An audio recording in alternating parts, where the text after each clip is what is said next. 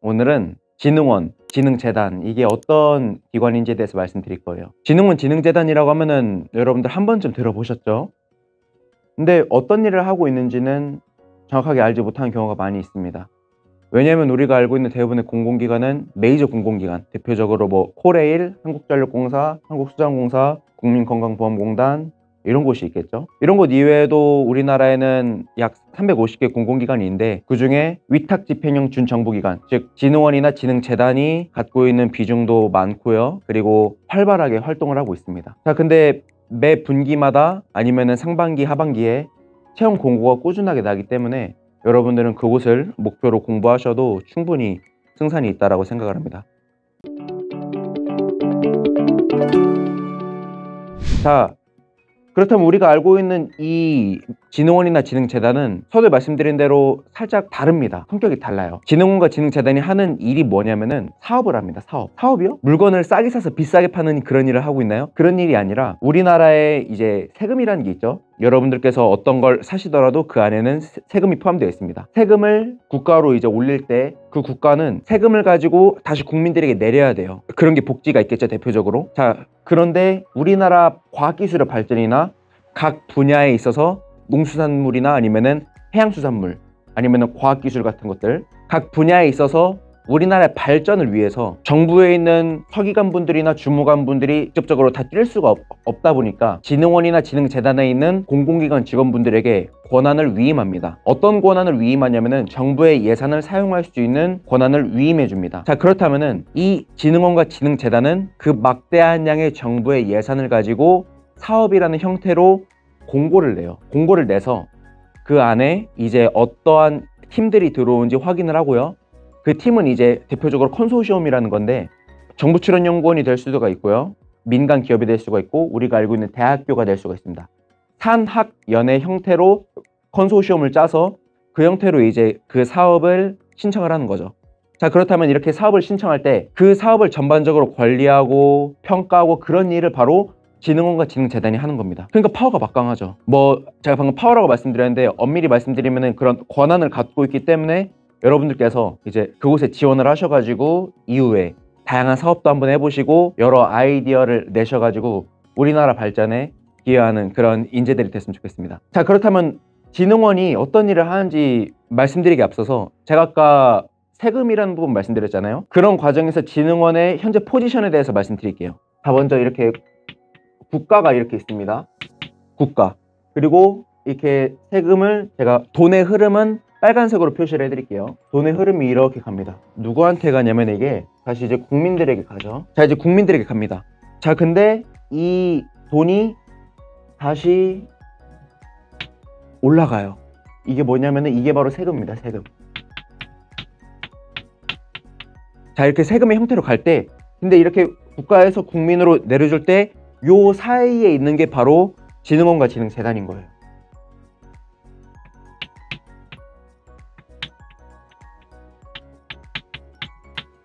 진흥원 아니면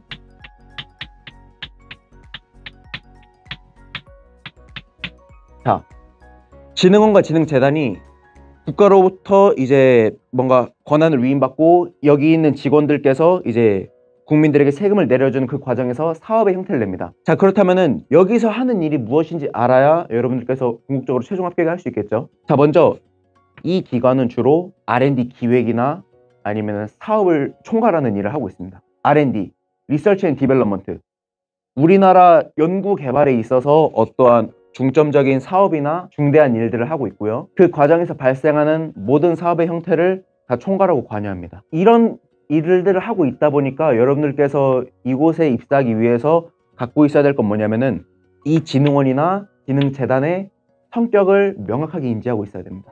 대표적인 거 제가 하나 말씀드리겠습니다. 대전에 연구개발특구진흥재단이라는 곳이 있습니다. 그곳은 주로 기술사업화라는 것을 하고 있고요. 대덕특구라는 곳이 대전에 있는데 그 안에서 발생하는 공공기술들, 즉 정부출연연구원에서 발생하는 기술들을 토대로 기술사업화를 하는 겁니다. 그렇다면은 연구개발특구진흥재단에 입사하기 위해서 여러분들께서 이제 기술사업화가 뭔지, 그리고 연특구는 언제 만들어졌고 주로 지금까지 해왔던 일들이 뭔지, 그런 거를 알아야겠죠. 그리고 이 진흥원과 진흥재단의 큰 공통점이 뭐냐면은 서류 전형, NCS, 1차 직무, 2차 최종 면접 이렇게 크게 4개의 패러다임으로 진행이 되는데 그 중에 요 1차 직무에서 이 진흥원이나 진흥재단이 하고 있는 밀접한 업무에 대해서 면접을 보는 경우가 많습니다. 토론 토의 형태가 될 수가 있고요. PPT 형태가 될 수가 있는데 1차 직무 면접에서 걸러냅니다. 왜냐면은 바로 현장에 투입돼서 국가의 권한을 받아서 국민들에게 세금을 내려주는 그런 중대한 일을 하기 때문에 실무적인 경험이 있는 사람을 원하는 거예요. 진흥원 입장에서는. 그렇기 때문에 여러분들께서 제가 나눠드린 유인물 있으시죠? 그 유인물에 진흥원의 리스트가 쭉 있습니다. 진흥재단의 리스트도 있고요. 그 리스트를 참고하셔가지고 내가 그나마 좀 연관이 돼 있거나, 여기서 말씀드린 연관은 나의 전공이나 나의 관심사입니다. 나의 관심사인데 아무래도 눈에 보여지는 결과가 있는 그런 관심사야겠죠. 왜냐면은 이력서에도 내야 되고 이제 면접에서 뭔가 나를 최종 합격을 시키기 위해서 내 앞에 있는 면접관들이 나를 뽑아야 되는 그 이유가 있어야 되기 때문인 거죠. 여러분들께서 그 리스트를 보시고 진흥원이나 진흥재단에 내가 그나마 조금 연관이 있어 보인다라는 곳 있으시죠? 거기를 지원해 보셔도 좋아요. 대표적으로 나는 과거에 창업을 많이 해왔어. 그래서 창업에 대한 것을 많이 알고 있고 알려준 거에 대한 결과로 그 사람도 어떤 성과를 냈어. 그렇다면 여러분들 진흥원 중에 창업진흥원이라고 있습니다. 세종특별자치시의 본사가 있고요. 거기를 지원해 보셔도 뭔가 밀접한 연관이 있는 거죠. 그렇기 때문에 여러분들께서 충분히 어필할 수 있는 분야가 많이 있는 곳을 찾으셔가지고 진흥원에 지원하셔도 좋습니다. 자, 근데 아무래도 진흥원과 진흥재단 둘 다 공공기관입니다. 그러다 보니까 여러분들께서 서류 전형에서 반드시 챙기셔야 될 건 뭐냐면은 이 진흥원이나 진흥재단이 하는 업무 플러스 공인영어 점수입니다. 공인영어 점수를 여러분들께서 챙기셔야 진흥원과 진흥재단 지원하실 때 크게 무리가 없으실 겁니다. 자, 그리고 최종 면접, 즉 2차 인성 면접, 종합 면접에서는 공공기관의 특성을 이해하고 상명하복의 특성을 잘 이해하고 있는 그런 직원을 선호합니다. 아무래도 국가로부터 뭔가 권한을 위임받고 이렇게 내려가는 물줄기 흐름의 그 가운데에 있는 조직이기 때문에 위에서 뭔가 오더가 떨어지면 그대로 잘 수행할 수 있는 그런 사람이 필요합니다.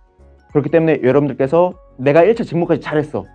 2차 최종 면접에서 이제 이곳에 있는 이사장급이나 아니면은 중요한 본부장급, 아니면 여러분들께서 이제 직접적으로 일을 할 때 나의 직속 상관이 될 팀장급들이 들어와서 최종 면접을 보고 플러스 외부 인사도 같이 들어옵니다. 왜냐면 공공기관이기 때문이죠. 자, 그럴 때 여러분들께서 제가 서두에 말씀드렸던 상명하복, 그리고 중간에 있는 위치이기 때문에 잘 명령을 받고 밑으로 잘 흘러내려줄 수 있는, 즉 누수가 나지 않는 그러한 인재라는 것을 여러분들께서 잘 어필해 주시면은 진흥원과 진흥재단 최종 합격하시는데 크게 무리 없을 거라고 생각이 됩니다. 여러분들께서 지금 나눠드린 거 잘 보시고 진흥원이나 진흥재단에 있어서 궁금하신 사항 있으시면은 추가적으로 여쭤봐 주셔도 좋습니다.